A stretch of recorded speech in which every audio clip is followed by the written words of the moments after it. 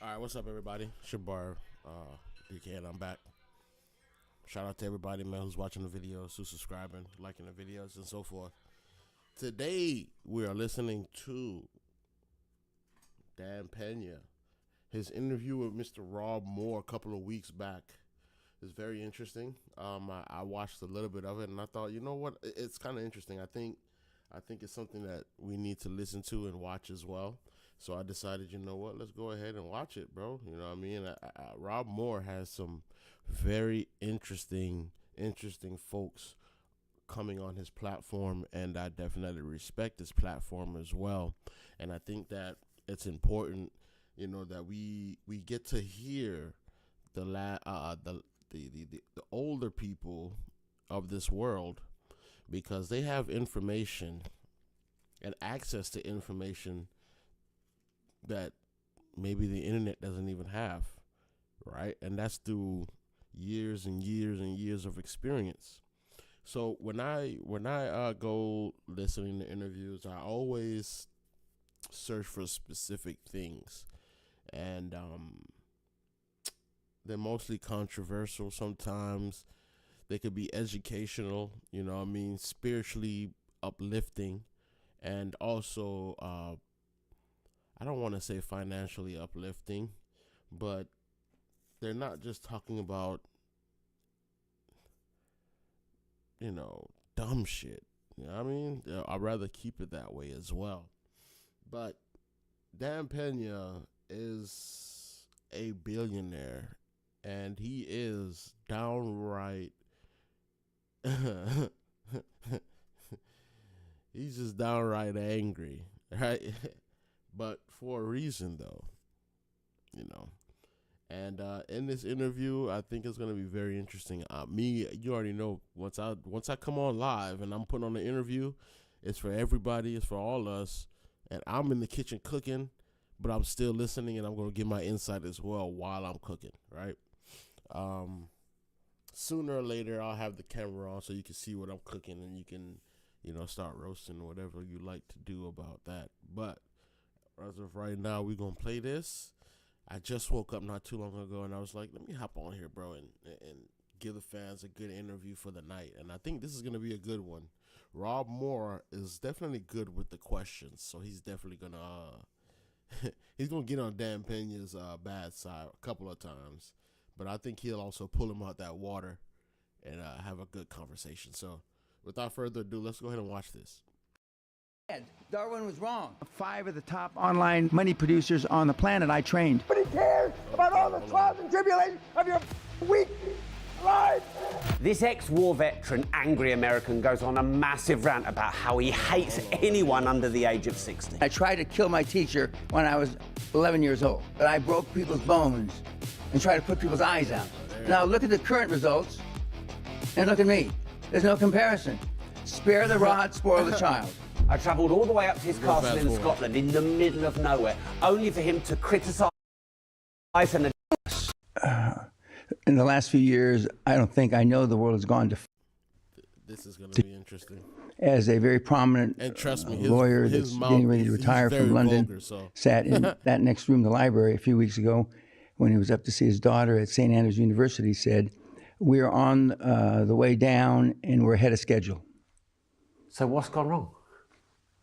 Your generation. My generation? And their generation. Assuming you're all about the same age. You look older, so maybe you are. But yeah, it's sad but true. I said in 2014, I was 10 years behind Professor Hawkins from Cambridge. Because he said what I'm about to say in 2014, he said it in 2004. The human race, Homo sapien, is at its apex. We're on a mediocre planet with a brain slightly more functional than a chimp, and our best days are behind us. I'm not the only one that says this, but apparently I'm the only one that reads all the world reports from the International Monetary Fund, from the World Bank, from all the prestigious associations that have been saying this for several years, but nobody listens. For example, COP 28, I think we just had in Europe, but we had COP 27 in Glasgow. You know how many hundreds of millions have been pledged from the people that attend those kind of conventions? Since COP21 through COP27, 100 million has been pledged by the 135 countries around the world. You know how many dollars, euros, pence, pennies have been actually funded through COP27? 0. So where's it all gone? No, they haven't funded it because they won't give it to the organizations because of the C word. Now, my favorite C word is not the C word they're worried about. Their favorite C word. What's your favorite C word? But I mean, which you all are. But the C word they're worried about is corruption. The money never gets to where it's supposed to go. My favorite drum to beat the last, year and a half is Rwanda. So just go back to something. When you said you all are, do you mean us three, or do you mean an entire generation of the world? Well, assuming you're all men, which I don't know in these days, but I mean, because, you know, all the stuff about transgender, et cetera. Men are weak. I could speak, you know, how you spoke 46 hours one time in 2014. I could speak 146 hours about the value of the man and how it's gone down the toilet. In 1986, a woman's handshake was about 86 pounds pressure. A man's handshake in 1986 was about 101 pounds. In 2016, a woman's handshake is 105 pounds, and a man's handshake is 93 pounds. Now, that's just one little indice. Maybe it doesn't mean anything. I think it means a whole lot. So what went wrong with masculinity then? It's not considered a priority anymore. It hasn't been for a long time. What? It's just not needed in the world, you mean? Because the men are getting closer to the female genes and the female genes are getting closer to the male genes. Surely that's got to be bad for our evolution, though. We're dead. We're dead. Darwin was wrong. What? I.e. evolution isn't always progress? No. We're de-evolving. You mean? No, we're de-evolving. That's not evolution. That's devolution. Yeah. So you said earlier it's the younger generation, but... Generations. So anyone younger than your generation? Oh, no. I'm a Neanderthal. I mean, there's not too many of me left. But, I mean, let's say a generation after me, you'd be about 60. And a generation after that, you'd be about 40. So people from, roughly speaking, 45 to 15, which is 2.5 generations. What have they done wrong? I donate to the grammar school I went to. And grammar school to me doesn't mean the grammar school to you. Grammar school is like 0 to 6th grade, okay? I donate to the high school I went to, which is roughly the 9th to the 12th grade. I donate to the university that you got to explain about that I went to, and by some fortune of Allah, graduated from, okay? And we're giving money, and it's my wife and I go and visit these places, and we just visited them the last trip to America, maybe 3 weeks ago. And we went into the grammar school. Doris Place Grammar School is famous for 2 things. Number 1, Marilyn Monroe went there, and me, okay? Marilyn Monroe went 19 years before I did, and so we went around with the principal, a lovely lady, and we've given them money for a while to build libraries and music centers, et cetera. And we went into a kindergarten class. And in the kindergarten class, there's about 3 or 4 places as big as that chair over there where they have pillows and little toys for them. So if they're having a bad day, they can go rest there. It's called Quiet Place. It's a quiet place. They got 3 or 4 of them in the kindergarten. And so kindergarten, they're just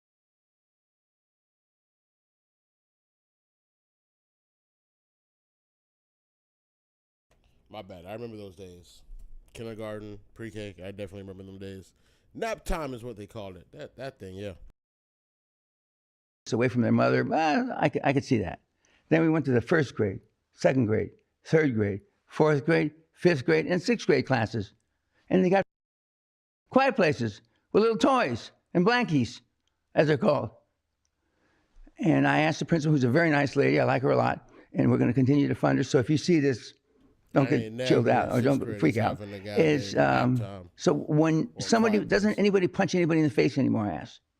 Now, this is the grammar school I went to, and I tried to kill my teacher when I was 11 years old. Why? Okay, if it's important, I'll get to that in a minute. And this is the same school that I broke people's bones and tried to put people's eyes out. They called me a hellion. I don't know if that word is still popular. And I said, what happens if Billy punches Joey in the face? You make sure that the kid that got punched isn't hurt too bad. Then you take the kid that punched him. Now, that's not you. You know better than that. Your parents, would they be sad or would they be a happy face if you punched somebody, if they knew you punched? And that's supposed to make it all better. When I punched somebody in the face in 1955, 6, 7, and 8, I got the strap. I got put with a dunce cap. I got put in a closet all day till one of my parents could pick me up. Now look at the current results and look at me. There's no comparison. Spare the rod, spoil the child. And that's a short sentence to state why we are where we are today.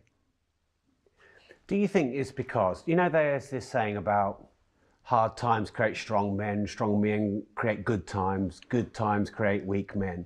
Do you just think we're in that sort of cycle where we haven't had in the West, we haven't had a war? We're about. Yeah. So do you think this is just cyclical evolution? Well, the Romans had their times, the Persians had their times. Yes. I mean, because the British Empire is what's left of it now. Well, when I spoke at University of Edinburgh several years ago, the law school, and I was privileged to speak, and a lot of bright kids, the kids, asked questions why I was the way I was, and this is 7, 8 years ago, because I've been known as a Neanderthal since 20 years at least. And I said, well, why did you ask me to come and speak at your law school? As I've asked at Oxford, where I've spoken, Naval Academy, where I've spoken, et cetera, et cetera. And he said, because you have a different opinion, and your opinion seems to follow history. The Romans had their times, the Persians had their times, and so that would deem that it's probably cyclical, as you alluded to just 20 seconds ago. And I said, yeah, but you kids don't understand how long the cycles are. Same reason I give for global warming versus climate change. We're in a cycle, but the cycle may last 50, 100 years. You may never see the light of day vis-a-vis, now we have same-sex bathrooms, and I remember the first time I went into a same-sex bathroom. You can't pause me for anything, but when I went in and I saw other, gals in the boys' bathroom, it made me want to pee less. And I had to pee. So, so then I went in the airport. I'm looking for a bathroom that didn't have the same sex, and they do have them. And but everything's asked backwards. Now, this is for the world, not just Scotland. I could talk a month about Scotland. But we are the norm today. Our bars are so low now for role models. They're so low, they're really non-existent. We have no role models to speak of. And then when we get to people that are in office today in Britain, Scotland, and England, and Wales, in Northern Ireland, not all of them are laughable, but most of them are laughable. They're laughable. They couldn't get a job in a supermarket putting groceries in a bag. Yet they're in office, public officer, because we voted them in.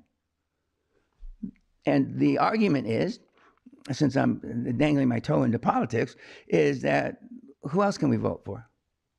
Well, that's a sad commentary.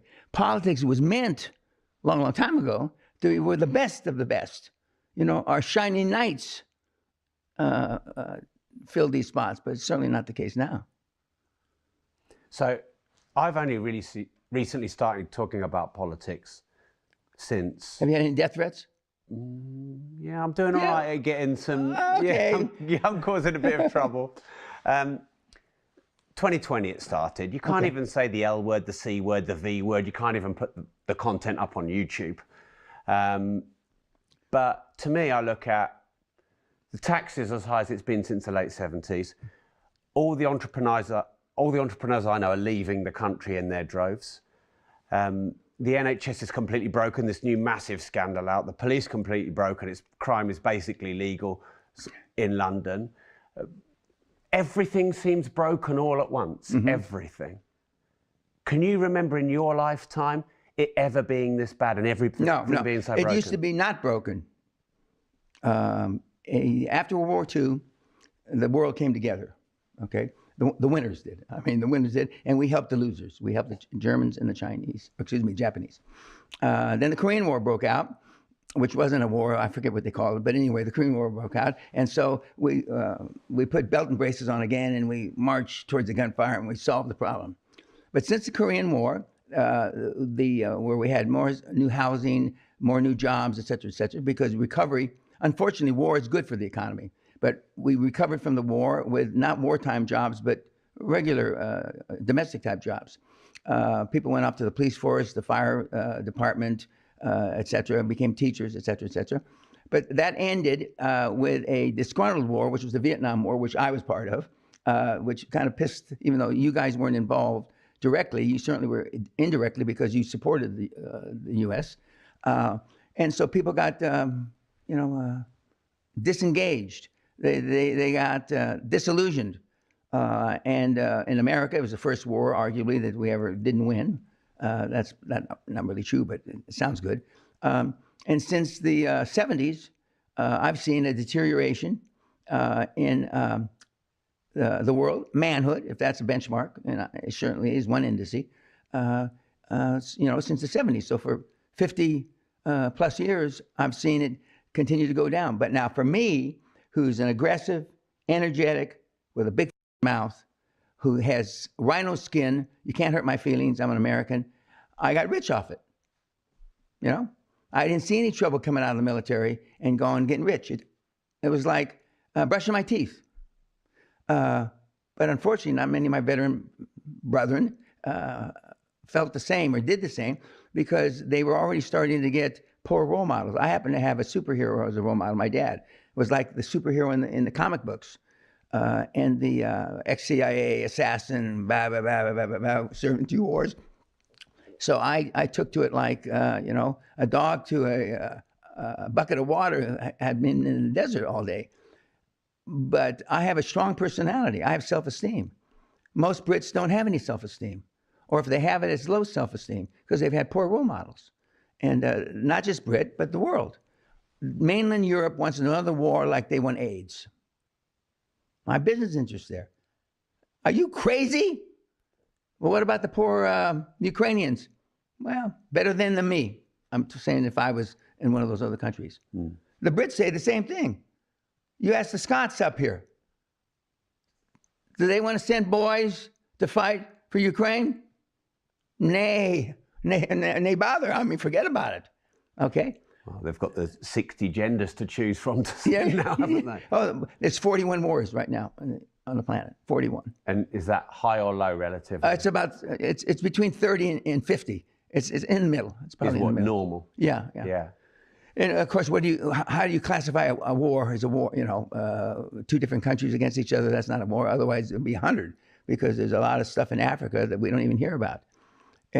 It's like not the Ayatollah, but the president of Iran who just died. Now, anybody that has any brains whatsoever knew the guy was dead as soon as they announced it, and then 19 hours later, they announced the poor guy's dead, along with everybody else on the plane. If you remember, the first blurb out of BBC and Sky News was, "We're talking to the pilot." Really? He's dead. How'd you talk to him? We're talking to one of the survivors. Really? He's dead. But how come nobody asked that question now? Why isn't Beth or what's her name, Rigby, saying, "You said you talked to the pilot. The pilot's dead. How'd you talk to him?" But we just let it slide under the table. Just another bit of misinformation. Unfortunately, the fake news is real. And in some cases, people listen to fake news better than, and more interestingly, than the real news. BBC has always been the standard, I thought. For fake news? No, for good, straight. Yeah, but it was. It's not anymore. No, is it? no, no, no. Now they've been sucked into the vortex like everybody else. I like Al Jazeera, the Arabic station. If you want to hear, the real that's going on, but it's biased. It's obviously biased towards the Middle East.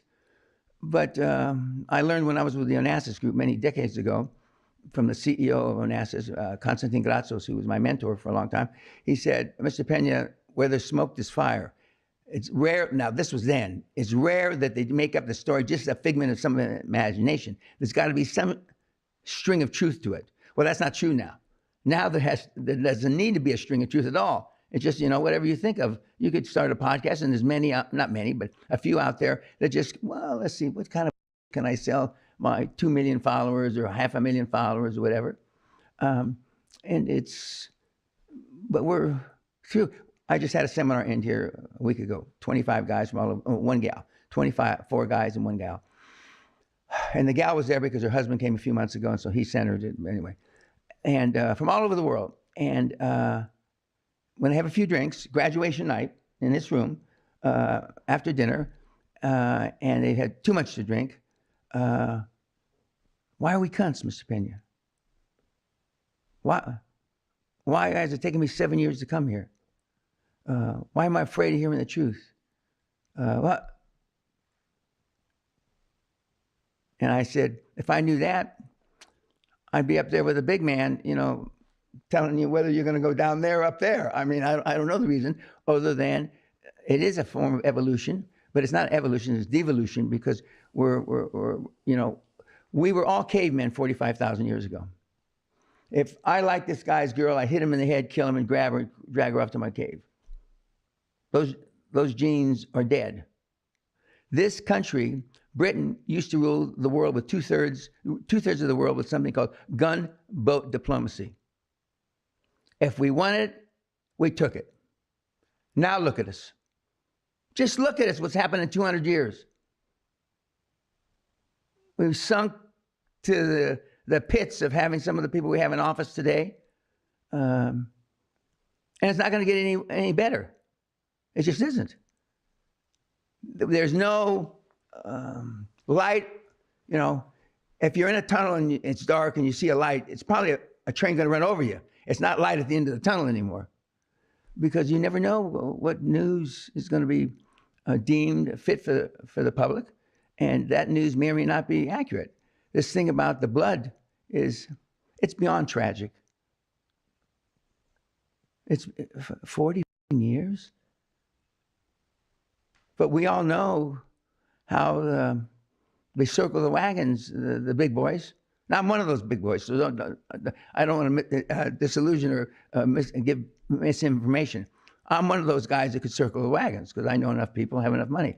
But for that to be done, and how the fine guy that did the study for 5 years, he pointed out how there was this lie to cover this lie, to cover this lie, to cover this lie, to cover this lie.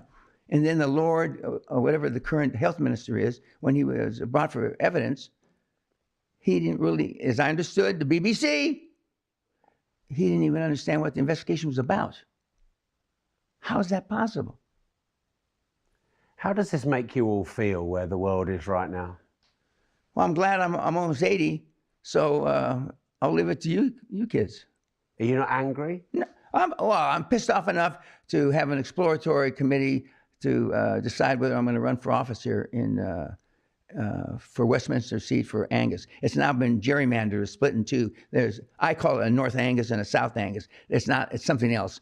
But in fact, I'm having a town hall meeting on Friday in Brecon. And people ask me along those lines, why haven't you ever run before? You've been here 40 years. Good question. I didn't get a UK passport till 2021. It took me 26 years to get a UK passport. Why? Some people would say that was an accident. Some people would say it was on purpose. I don't know. Part of it's my fault because the first 17 or 18 years I lived here, I was back and forth every 30, 40 days. And you have to be in some place for some period of time. And I either didn't understand that or didn't want to understand it and was misinformed. When I turned it over to my lovely wife, a chartered accountant. She got me a passport in 5 years, which is how it's supposed to do. Okay, and so I have a UK passport as of October 2021. But I mean, when they sold me this place 40 years ago, Sotheby's said, "Mr. Pena, it's the 40s here, the 1840s." I didn't believe him. I didn't believe him. Were they right? 1740s, they should have said. And nothing's changed up here. Why'd you stay here then? I love it. Look at the place for yourself. I mean, Yeah, I mean, I had to walk around the grounds. It is lovely. yeah. I miscalculated by a factor of 3 how much it would cost to maintain this place on a monthly basis. So Can you tell us how much? it's $100 grand a month. Just to like the Just gardens. the fucking lights. Yeah. 100 grand a month just to keep this lights on in the castle. The lawn cut. Yeah. Yeah. Oh, and you thought it'd be about 30 a month. At that time, 25. Yeah. I was fucking Has wrong. it been worth keeping this place? I wouldn't buy it again. But I mean, it's. I came up for seclusion, because at that time in the middle 80s, I was fighting, literally fighting in the courts with one of the big mafia families in New York, and they were trying to kidnap my kids. Wow. Why? Oh, because they made an investment in a company that I controlled, unbeknownst to me, and the guy, said, "With Penny, you'll never lose your money." And that's not what you tell a mafia don. All he heard is, "You'll never lose your money." And then oil went from $41 a barrel to $6 a barrel, and everybody involved, including myself, got wiped out. And all the money was lost. And as he said so eloquently in court, "I want my money." So you literally moved. Yeah, but I didn't run away from the financial responsibilities. Yeah. But it's easier for me to take care of my kids here and keep them from getting kidnapped than it was where I lived in an urban area in the United States. Wow. I had the former head of security for the Royal Yacht Britannia was the head of my security detail here. We had, real guys. Of course, the kids used to play with them. Kids didn't know anything. They just thought we were at a big Disneyland. And do you mind telling us how much you paid for the castle? No, well, that I won't tell you. No? First of all, a trust bought it. It's still owned by, actually it just got transferred into our foundation. I don't own it anymore. I haven't owned it since 1987. A trust where I'm the beneficiary now, where our children and grandchildren are the beneficiaries. But I can tell you this, I put tens of millions into it. Just to keep it going? Well, I didn't know what rising damp was. I didn't know what wet rot was, dry rot. I didn't know what and I had them all. I had them all. Yeah. And and we had problems with staff for 40 years. Now, this is a country club job. Is that because you call them cunts all the time? Oh, yeah, I do. Well, they leave. You know, in fact, when I walked in, I said, "What's the name of this cunt again?" You. And then my staff gave me a paragraph like, "I already read that this morning. I don't need it." No, you know, he and I share something. I have a Guinness Book of Records too, but Do you really think people are cunts, or are you just trying to be strong because everyone's being weak? They're cowards. That's a better word. Yeah. Also starts with C. And what makes people cowardly? Because fear is false expectations appearing real. You're feared, as they say up here, of the unknown. But absence of evidence is not evidence of absence. Just because you've never experienced it. You might think it's death-defying. It's not. It's not. I mean, things that I do on a daily basis would probably give you diarrhea. I don't even think about them. Like? Closing down companies with thousands of employees. Of course they have mortgages. Of course they have milk. But, you know, I'm not here to lose money for my investors or me. And I'm not involved in the running and gunning like I was a long, long time ago. But I certainly know how to do it. The world is soft. It just is. It is. I predicted in 1980, when the wall came down, 1989, 90, I said, we're going to go back to Mad Max. Mel Gibson movie. That's where we're headed. Apocalypse. Yep. You really believe that? With all my heart. Somebody's going to make a mistake. Some young lieutenant, and he's going to push a button, as my wife would say, my Yorkshire wife, and it's going to land someplace, and before they have time to make an excuse like they did for the crash landing of the helicopter with the head of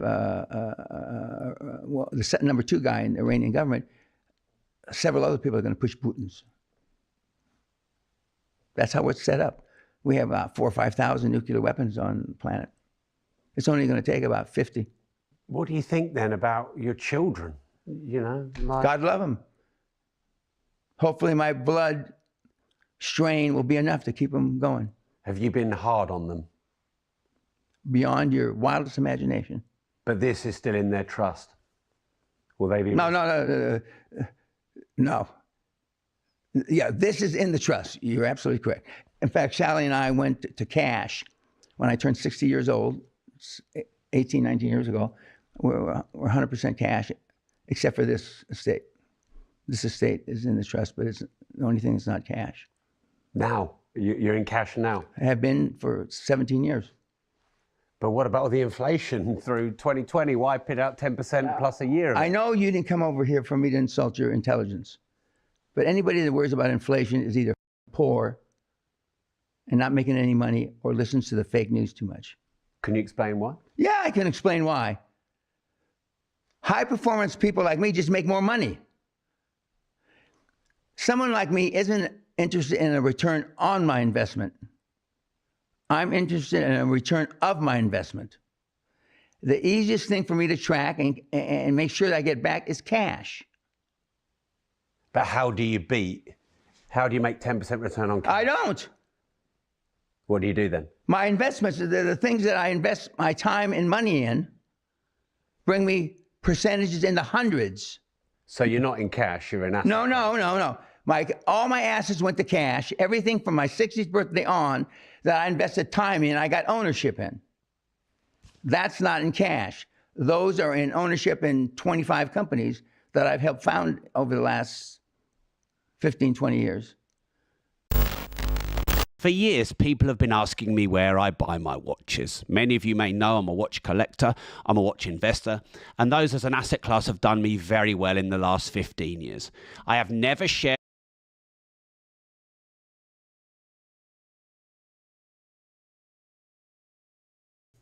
All right, so far, this interview has been truly interesting. And I think the reason why it's been so interesting to me at least is because it's an older guy, an older, very rich guy, talking about the differences of today and yesterday. And the most interesting part to me so far has been his look or his take on human beings de-evolving. When he gave the example of the pressure of the handshake, that was kind of interesting. I want to look into that more. I may look into that. I just finished seasoning my chicken. So what you know, I got the rice coming next. And I think afterwards, yeah, man, I'm going to go look into that and see if that's actually true. I'm not sure how true it is, but we'll see, right? I might do it online. I might do it live. See what's going on. Let's get back to the interview. When you leave here, I want you to go back and look on YouTube, and I've got 2 or 3 links, I think, to 100-foot wave, 200-foot wave, 1,000-foot wave. When the big tsunami comes and wipes all your savings away, if you have any. Well, no, because savings get wiped out by inflation. No. The The people that kept their money under their bed are going to be better off than you. You follow me? Well, you don't know anything about my investment. Well, you just said. I just asked you and you said, no, I have investments because if I have it in cash, I'd be wiped out by inflation. Now, you just said Well, that. no, I asked you why you would have it in cash if inflation is... Because I'm not worried about inflation. I'm worried about the return of my cash, not a return on my cash. i.e. you're worried about just getting it back in the first place. Yeah. So why put it in something that may or may not be there 5 years from now? Like the banks. Well, Your money in the bank. there's 2 or 3 relatively safe banks, only 2 or 3. I'm not here to tell you who they are, but there are only 2 or 3, and there's only maybe 2, possibly 4 currencies that are worth looking at to have your money in cash in that currency in one of the 2 or 3 banks. Is the dollar still? Yeah, one? a dollar will be king forever. You don't think China will be reserve currency one day? No, that's all. Why? Because nothing can be reserved forever. I mean, the pound was a reserve currency for a while. I'm sure they thought forever. no, I don't. Even the Byzantine Empire, what was it, thousands of years? The Byzantine and the Persians and the Romans, you're in error. They didn't think it was going to be for air. There's 2 agendas from governments. That's the agenda they put out to the meatheads, and You mean their the mass agenda. populace? Correct. Yeah. And then there's their real agenda. Yeah, which is to make money off the mass populace, surely. No, it's really to keep their jobs. For the people in office. government to keep their own jobs. Correct. Yeah, but surely the people are their product, aren't they? No, I don't agree with that. People are not their products, okay? The people in office are a product of them getting elected by the meatheads. Yeah, You don't get in office today, except for in Russia and a few other places, unless you get elected. Yeah, true. But I mean, Rishi and Liz Truss weren't elected by us. They got in for nothing. That's a quirk in your political system here. Yeah. And But not very democratic. Richie was rich before he became prime minister, and Liz Truss is now rich since she became prime minister for all the money she gets to speak. Okay, it's the same difference. Seems like the main reason they want to be prime minister. Well, most people get into politics for the wrong reason. I couldn't agree with you more. Yeah. Because does anyone actually want to make positive change anymore in politics? Do they want a good healthcare service? Do they want a good police service? Do they want entrepreneurs? I mean, they say they do, but they don't. But they Who's don't. coming to the UK now entrepreneurially? What foreign money is coming to the UK? It's all leaving, isn't it? Correct. Not all, but a lot of it. Yeah. Doesn't that make you sad? I mean, No, why should it make me sad? I suppose you weren't even born in England, were you? So I suppose it doesn't matter. No, it doesn't. I'm a UK citizen. I would see. Unlike they asked the city. Okay, angry then, sad, angry. Does it not make you feel something? No, it doesn't. It really doesn't. You just couldn't care. No, it's not that I just couldn't care, but I don't. I have better things to worry about with the rest of my life. I just do. So do you then just think all this going on doesn't matter because I'm an entrepreneur, I've got loads of companies, and I've just No, don't put words in my mouth. That was a question. It wasn't. Okay. You make it sound like it's you're restating something I said. If the human race, after 45 or 50,000 years of being around, can't figure it out, it's not for a guy who's about to be 80 that's running out of runway that has done tremendous good for the planet by creating $1 trillion, more than 1 million millionaires, tens of millions of jobs. I got other things to worry about. I have other things that are more pressing to Dan Pena as a person. Sally and I have been giving our money away the last 10 or 12 years. It's harder to give money away properly than to make it. It's harder to give money away than to make it. Because I won't say 75% of the charities aren't bogus, but their main objective isn't necessarily divvying out money to the needy. So, therefore, you start your own foundation. Well, and we found 5 or 6. For example, Saint Teresa, and I put my money on her before she was a saint, when she was Mother Teresa. 99% of all the money given to that nunnery goes to the starving, to the sick, to the lame. 99%. They don't have cell phones. They don't have cars. They don't have TVs. All the land's donated. And we have been working with them for almost 20 years. Okay. Holy Family of Nuns. 90% of all the money that they collect goes to the kids. Okay. Whereas some of the other charities that we looked at, we always ask for financials. When we were going to contemplate giving money away, all the money for 2024 has already been given away, but now for 2025, we're asking for financials. We get, not daily, that would be an exaggeration, weekly requests. How many people do you think give us their financials? 30%. 2%. 2%. 2.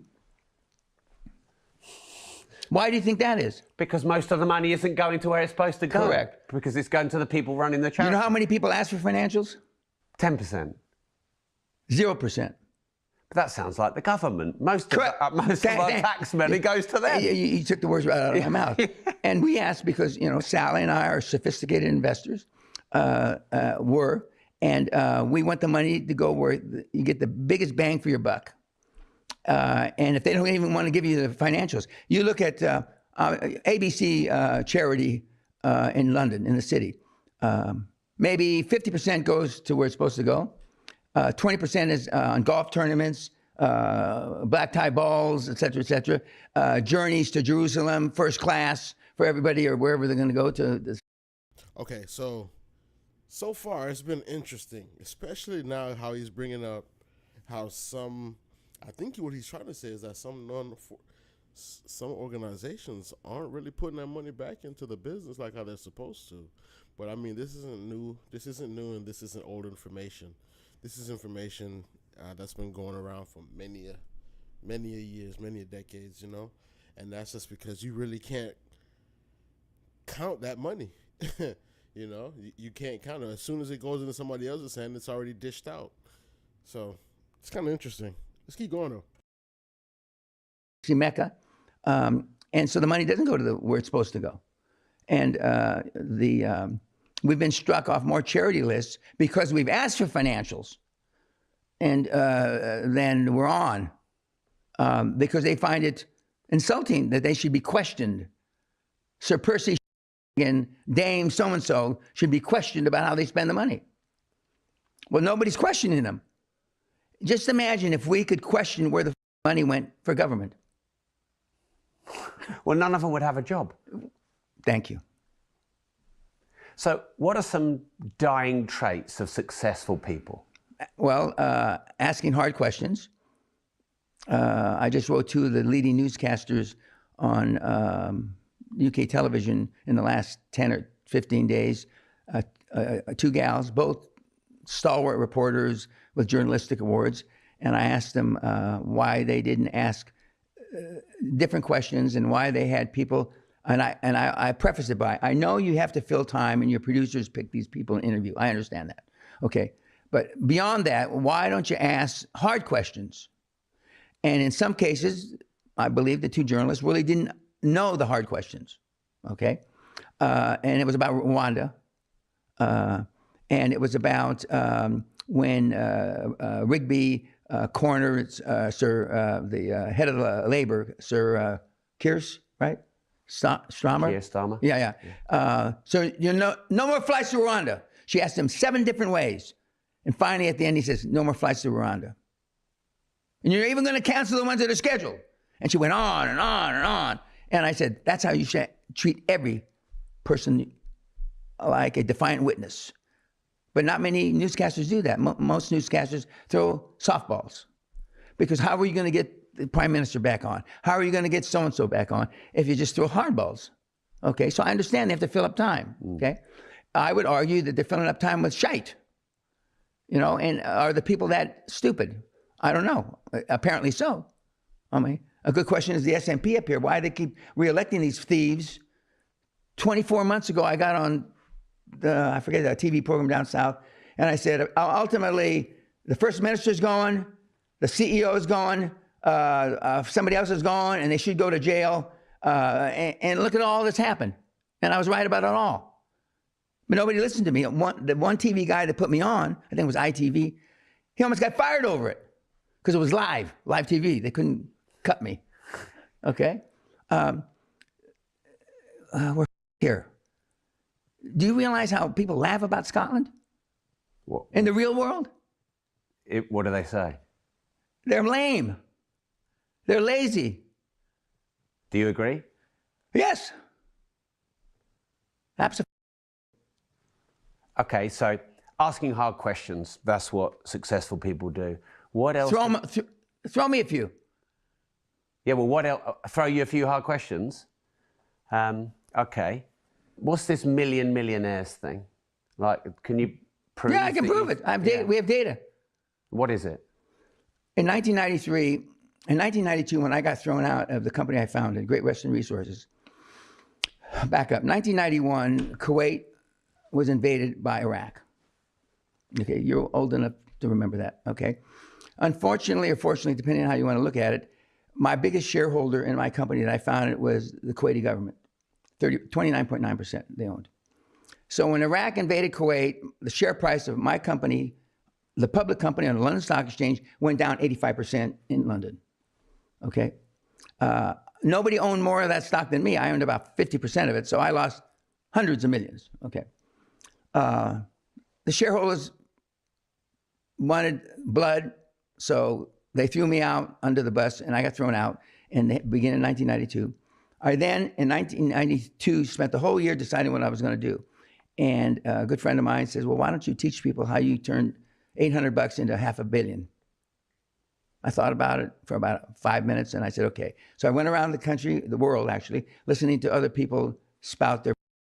And I decided in 1993, 31 years ago this month, that I was going to raise $1 trillion in equity through my mentees and myself, and create 1 million millionaires. That's what I said. Okay. That came to fruition in November of 2017. So how do you define a mentee? Because you haven't had 1 million people come to this castle. No. I haven't. But I also say 99% of the people that use QLA, my methodology, which is not my methodology, which is Andrew Carnegie's methodology that I've modernized a little, haven't met him. But we get endless emails, and have for 31 years. I just made 11 million. I just made 10 million. We've got over 50 billionaires that credit my methodology, or Andrew Carnegie's methodology, which we call QLA, to them getting rich. But on November the 6th, 2017, one of my mentees, who I trained, Dr. Klaus Kleinfeld, did the largest deal in recorded history. $500 billion NEOM, the city of the future, as a joint venture with Saudi Arabia. So even though we knew we were over $1 trillion before that, they used to call me the $50 billion man, because I had two guys that could stand right here in front of a camera, on a hand on the Bible, and say, I made 50 billion because of Dan QLA. So if I ever had to go to court to prove it, I could prove it. But on November 7th, 2017, when the $500 billion deal was announced, it threw us way over $1 trillion. And so, i.e., one of the pundits, podcasters, a few of them, namely the guy from London Real, Brian Rose, put two and two together and connected the dots. Well, Dan's over $1 trillion now. And so then I got the nickname, the $1 trillion man, okay, which is true.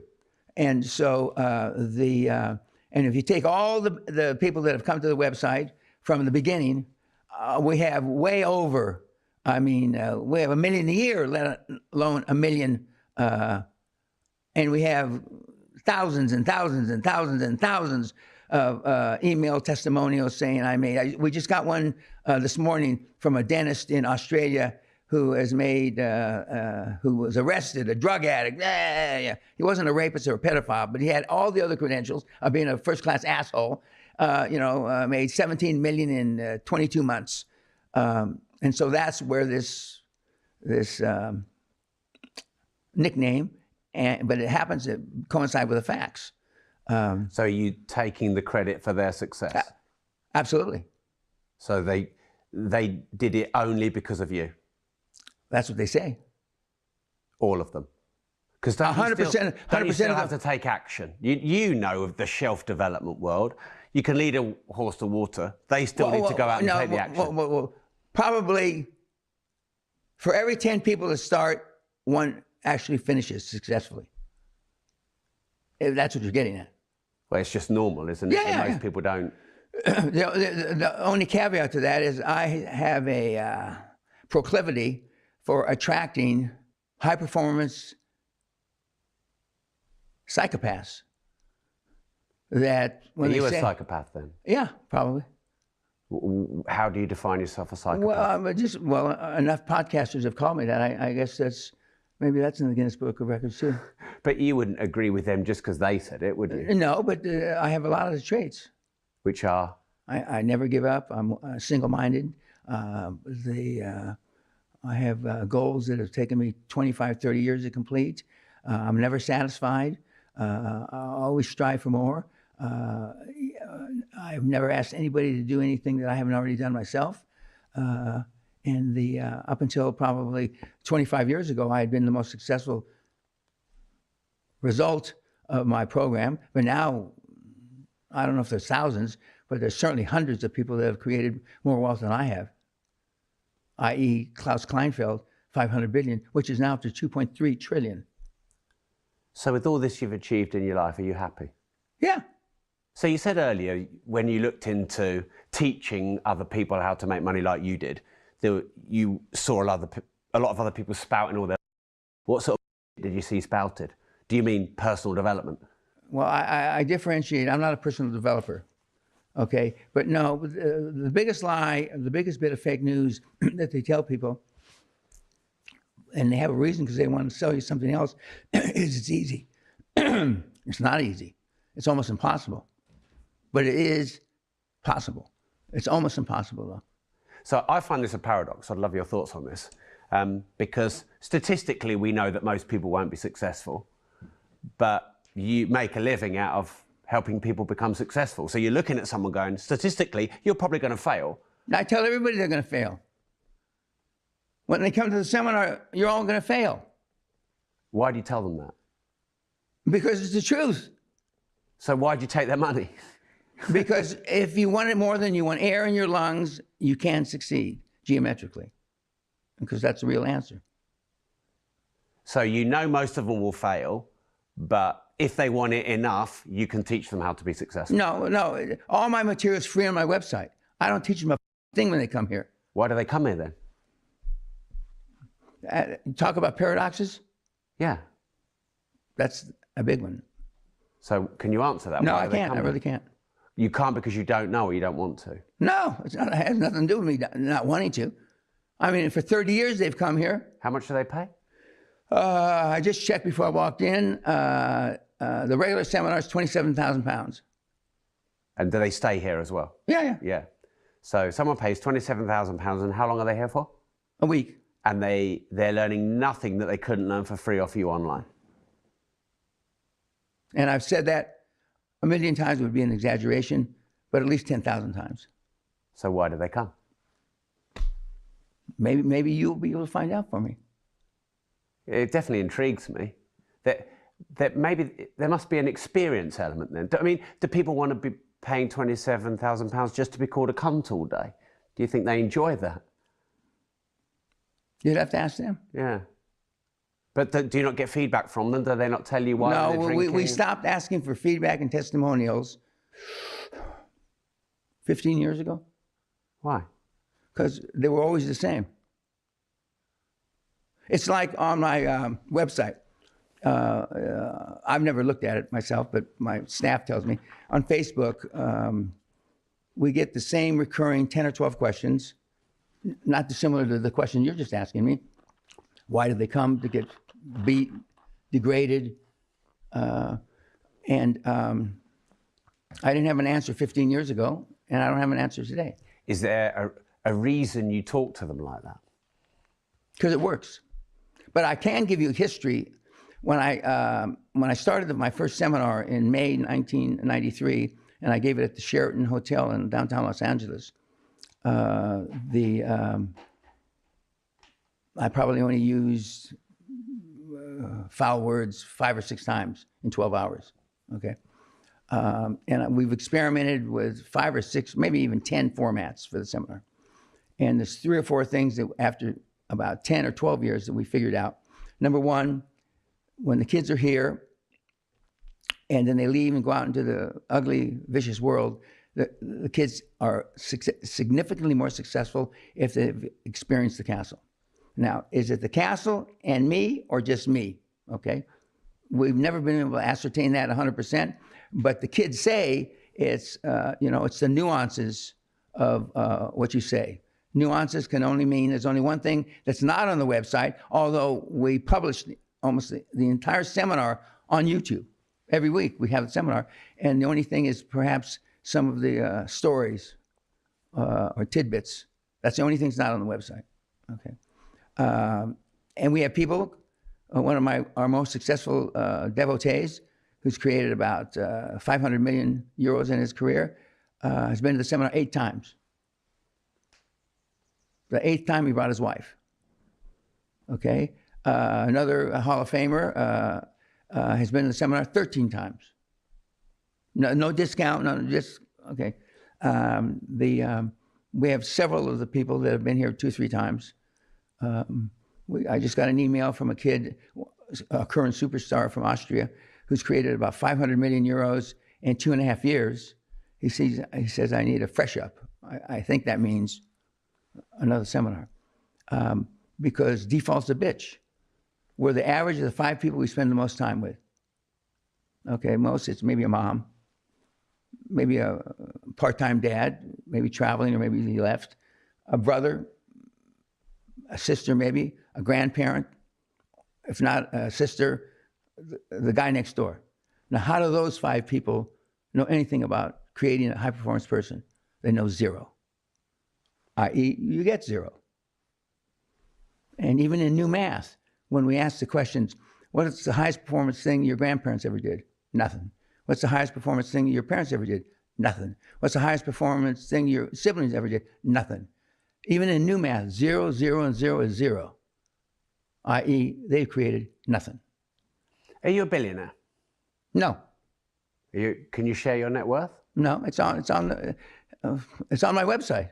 It's on the YouTubes. So if it's on there, why can't you say it now? Why don't you do more homework and look it up? Because I like to come with a... Well, fine. You can't. You're not going to get an answer to that question.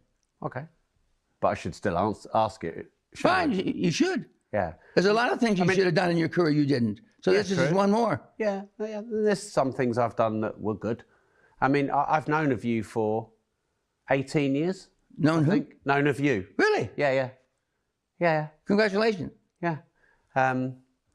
Someone handed me one of your white manuals, and he said this guy is better than you had. It was like a white manual. He just said to me, this guy, he knows about success. You need to study people like him and not people like Tony Robbins.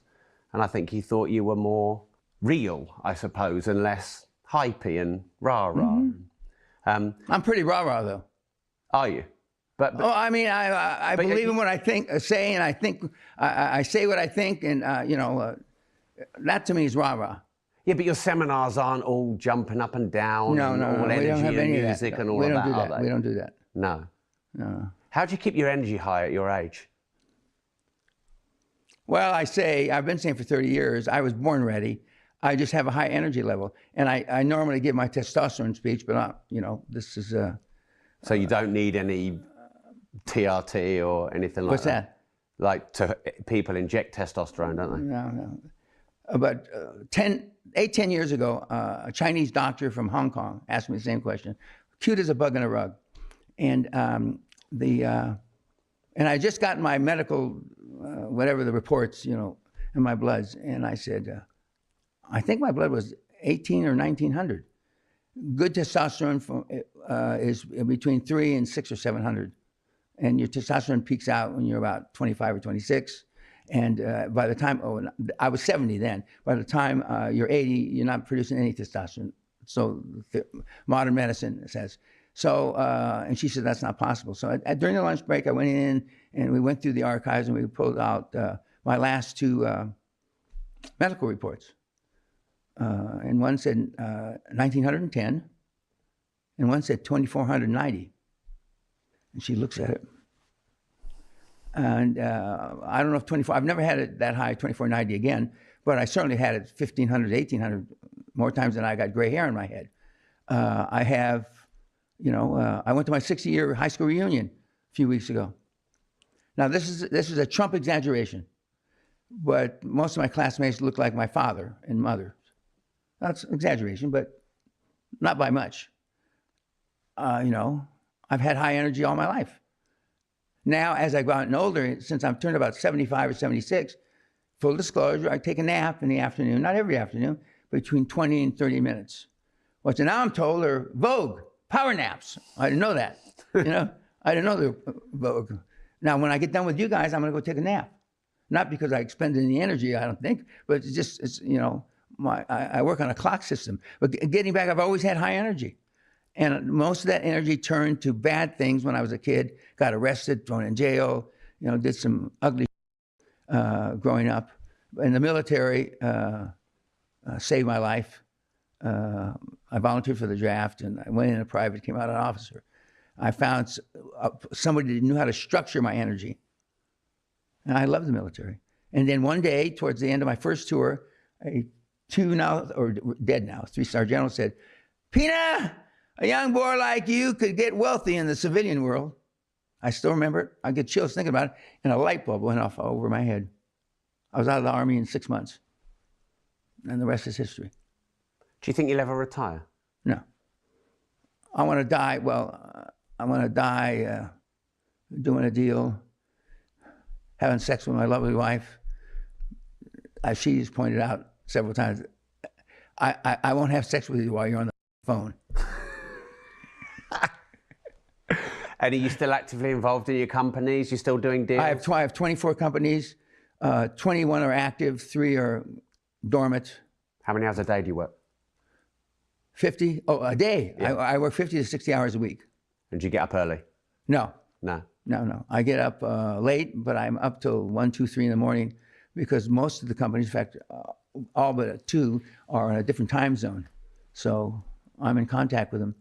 Normally early in the morning here. I watch BBC News at midnight, which comes from Singapore, I think. And then I see the weather. And then I normally 1 drink a night. Some nights I don't drink at all. But if I want to stay up to 2 or 3, I normally have a drink. What would you say is your biggest failure in business in your whole career?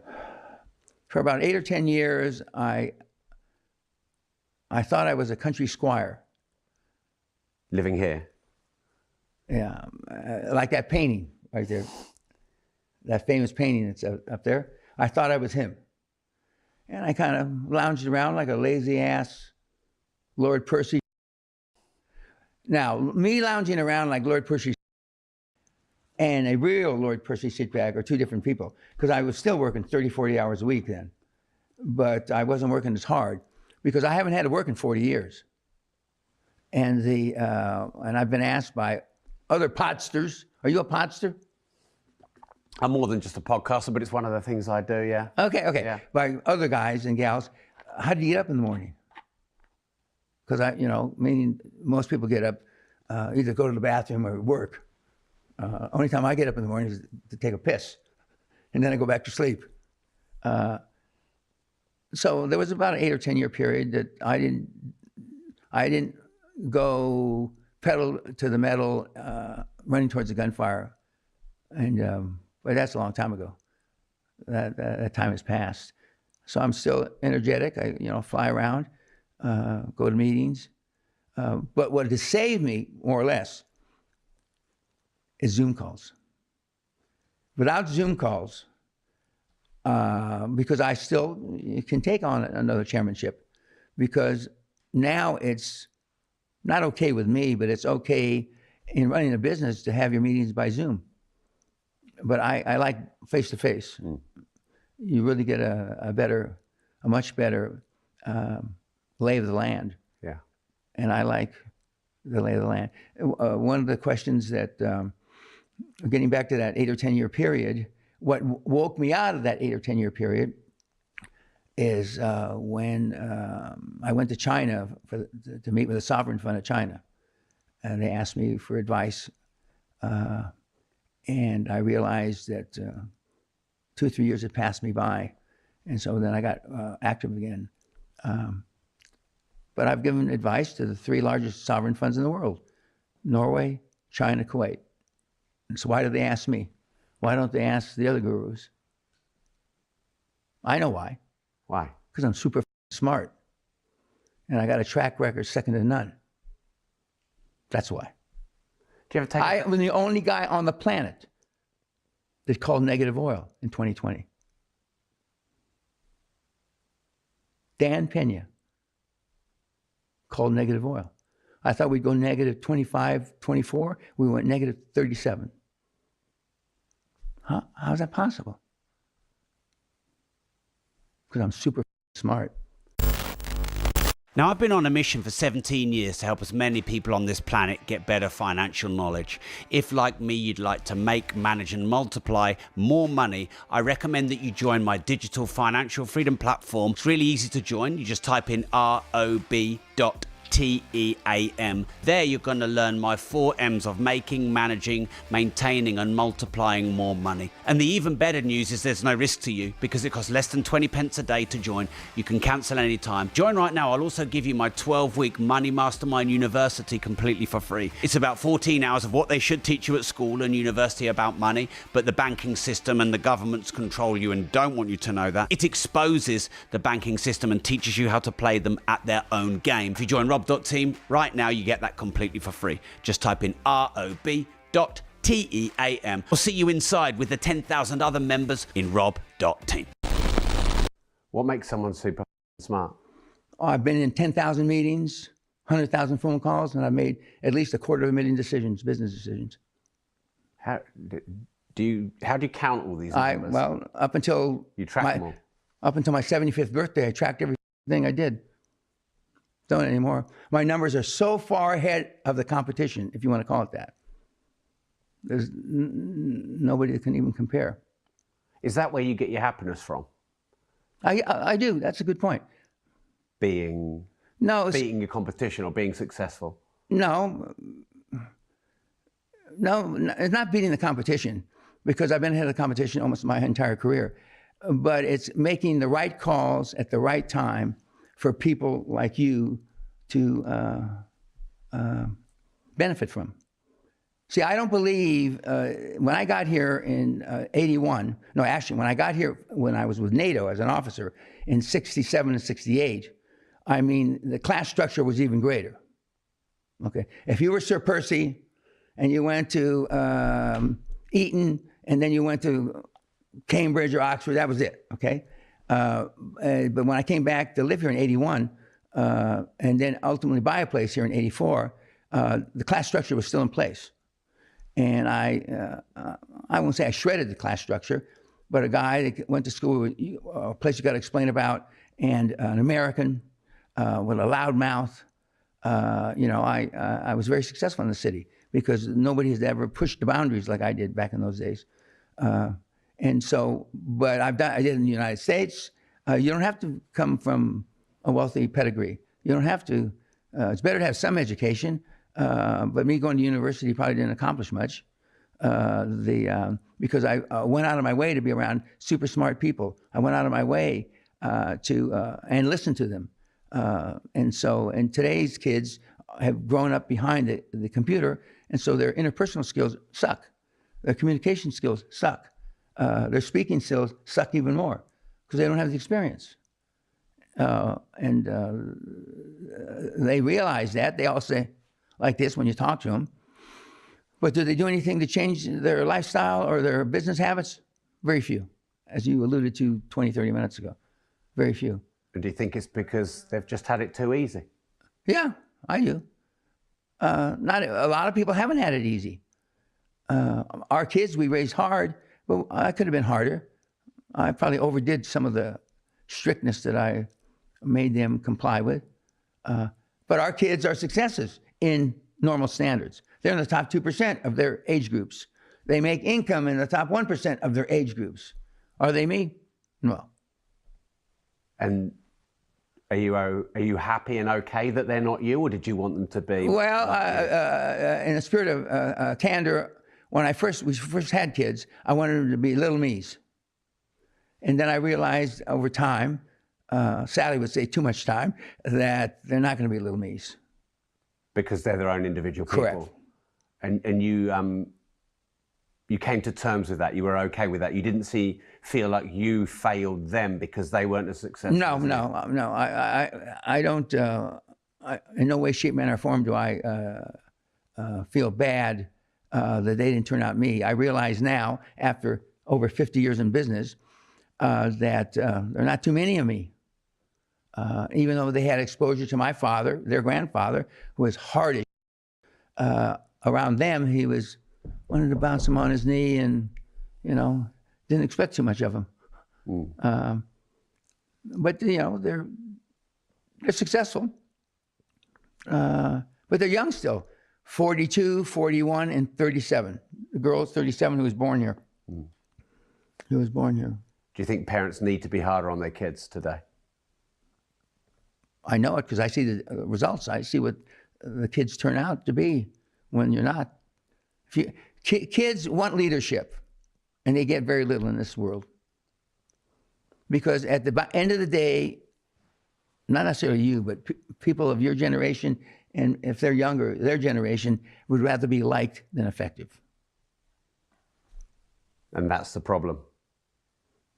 Is that weakness then? Yeah, to me it is. Isn't it important to be liked by some people, though? You can't piss everyone off, can you? No, it's not, no, as my grandmother told me on her dying bed when she was 97, Danny, always tell the truth. And if the truth doesn't hurt, it's not the truth. I've lived my life by that. The truth always hurts. You mean hurts yourself, hurts other people? Other hurts people. everyone. Yeah. But it's only how many times have you heard, my friend wouldn't tell me that because he's my friend? Okay? Yeah. I don't live in that world.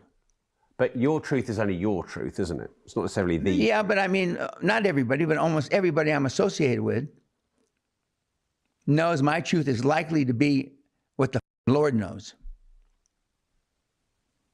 And is the Lord part of your success?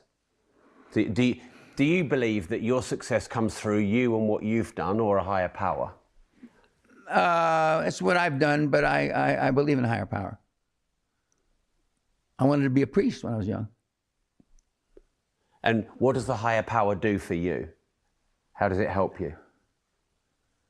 I can't tell you directly. I just know that I've been saying my prayers every night since I'm 6 years old. I still say them. I said them last night. I prayed for you. That you wouldn't ask, dumb questions. Well, we'll see at the end what you think. Yeah, well, you can ask me now. I can tell you what I think now. I don't have to wait till the end. Okay. So when you pray, yes, sir. Do you pray to thank and to be grateful, or do you pray for intention for things to happen? Neither. I pray for example.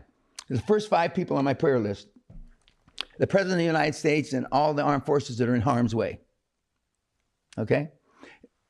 Now, since I'm a UK citizen, the Prime Minister and the President of the United States, of which neither one I agree with what they say, and the people we have in harm's way, the guys in the military. Okay? The second, third, fourth, and fifth are my kids, my grandkids, my mother-in-law, my wife, and then I've got a list of, guys that I know that are as old as me or a little older that aren't that healthy. I don't know anybody as healthy as I am at my age.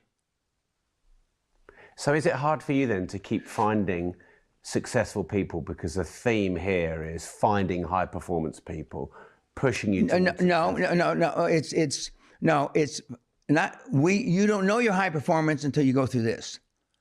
Because the other benchmarks for high performance are not high performance to me. So when you say go through this, do you mean the week seminar? Your QLA? Yeah. Or we have guys that have made tens of millions, hundreds of millions. They never came to the seminar. I told you about the dentist guy from this 20, 30 minutes ago. And he wrote me a long email, and he says confidential on it. And he lists all these tremendous things he's accomplished. So I wrote him back, why do you send me this confidential? Don't send me your successes unless I can share them. God bless you, congratulations, keep running towards the gunfire. And then I got a response. I didn't read the response before I came in here. I mean, he's done some fabulous things for a 34-year-old guy that got convicted of drug peddling and almost lost his dental license And I tell the kids to share them now. Maybe 10% of them share their success stories with me, maybe 20%. But sometimes it's 3, 4, 5, 6, 10 years. The longest we've had from the seminar or contact with me to success, 13 years. Shortest, 26 days. 26 days. And the 26-day guy, when I show him the webinar to the students here, how many of you would like to be like, and I call him the pig, how many would like to be the pig fucker? Nobody raises their hand. Not one swinging dick in the audience would change to be him for wealth. There's some limit at what you won't go past. That's just it. Now, I'm not talking about killing your mother. I'm not talking about that. At some limit, everybody has a line. If it's not a spoken line, it's a subconscious line, or as the psychiatrist would call it, sub rosa line, that we won't go beyond. And hence, like a lot of people go to school because their mother wanted them to be a doctor, right? I finished college, not because I needed it, because my mother didn't have anybody in her side of the family that ever went to university and finished. So when I came back from the military, I went back and I graduated with honors, I might add, which nobody talks about in this country. Yeah, you actually put honors after your, when I first saw that, what the fuck's that mean? That's a whole other self-esteem issue. Most Brits have low self-esteem. Why? Tradition. What does that mean? You know what the word tradition means? I do, but there's a lot of context of that word. So well, I'm telling you the simplest context. It's like you don't want to talk about money if you're rich here. I love talking about money. Well, you're not rich. Well, it depends on who you compare me to. Well, unless my information is 100% inaccurate, you wouldn't be considered wealthy in the group that comes here. Only one guy out of 25 is wealthy that comes here. Well, that's all depends on who you compare yourself to. You definitely don't know what I'm worth, because there is no way you can find out what I'm worth online, just like when I asked you. No, I didn't say online, did I? Well, how else would you find out what I'm worth? Because you definitely haven't phoned me up. How does MI6 find out? Or how does MI5 find out? Well, I don't even know that they would know what I'm worth. I mean, I'm 45. You're nearly 80. 45? Yeah, I'm 45. You're nearly 80. By 99.9 recurring percent of 45s, I'm more wealthy than 99.99%. I am pretty confident in that. So I would define myself as rich. Well, you have low standards then. Everything is relative. Or maybe I'm just starting out. I've only been doing this 18 years. You said your kids are young, so I'm young. So I've still got my kids are younger than you. Only 42, just. 41, Yeah. and almost 38. Yeah. You are young. Yeah. So I still have lots of time. In the new internet woke world, you're old. Well, I don't really care what they think. Okay, well, I mean, you So if they can call me old, I think I have a lot of experience.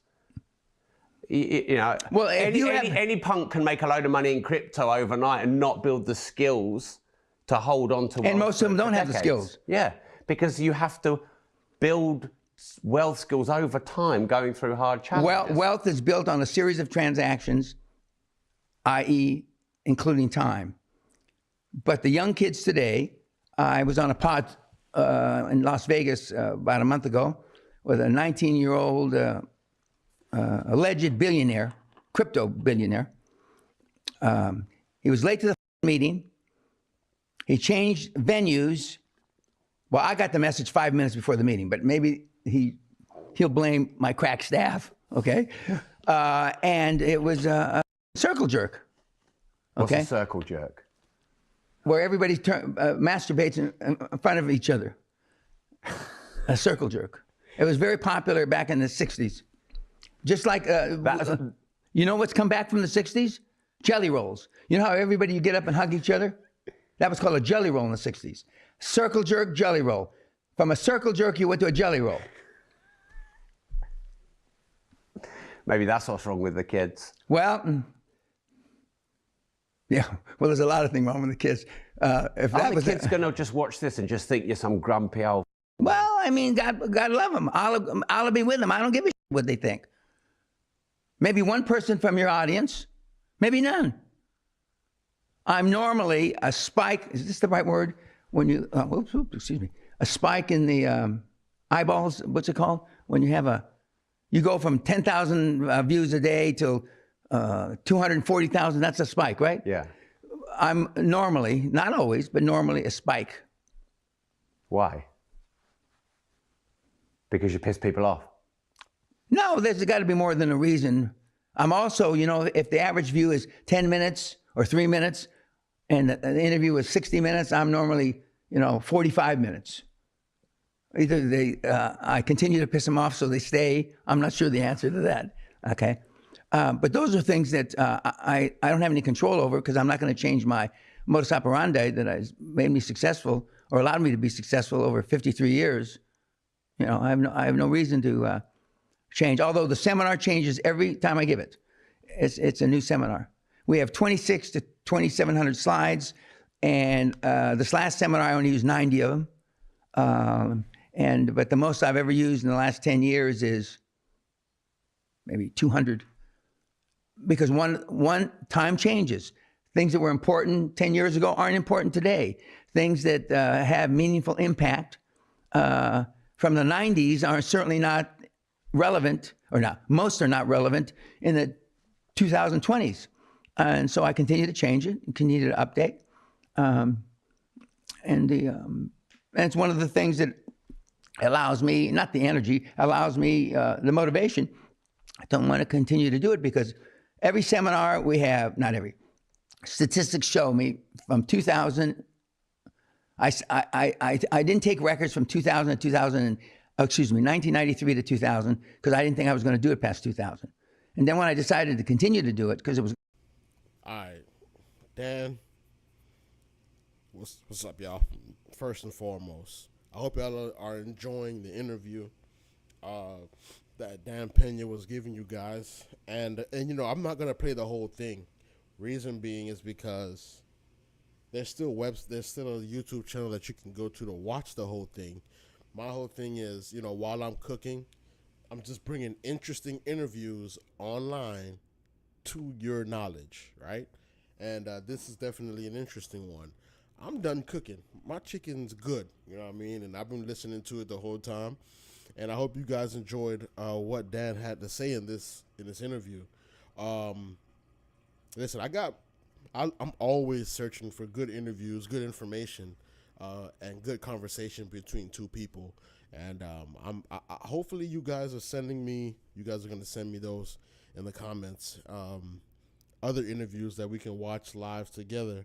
And I'm going to break down some of the interviews as well. Not many of them, but I am going to break down some of them. But majority of the time you come on the channel, I just want you to know that we're going to watch something that's inspiring, inspirational, motivating, moving, not something that's stupid, things that actually matter.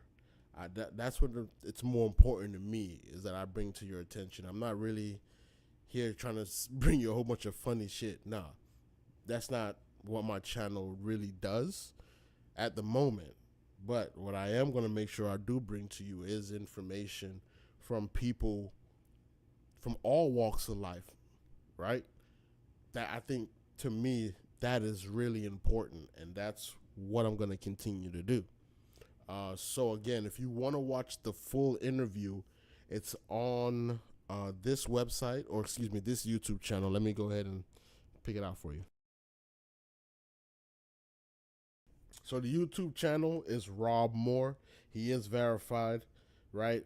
And I think it's dope that he has a whole bunch of interviews on his channel, and it's over on the eastern side of the world. So majority of his interviews as well are very interesting, I must say. So again, I'm going to add those into the channel, and I'm going to continue to look for interesting interviews and bring them back here so that you guys can also watch them and find some good YouTube content as well while coming onto my channel, right? But I gotta let my chicken finish. I'm about to get ready to eat. I'm gonna watch the ending of this on my own time, so I can have a blast. And whoever came to the channel, like the video, I appreciate that. Share the video. That would definitely help a lot more as well. And go check out this channel and do exactly what I'm about to do right now. There you have it, right? Let's not just be in the back end just looking at nothing, you know what I mean? Subscribe to the channels as well, you know what I mean? Show them love. And again, I appreciate y'all time. Y'all try to make sure you call somebody you love and tell them you love them, man, because you never know when you gone or them, right? And with that being said, man, I'm out of here. Y'all be safe.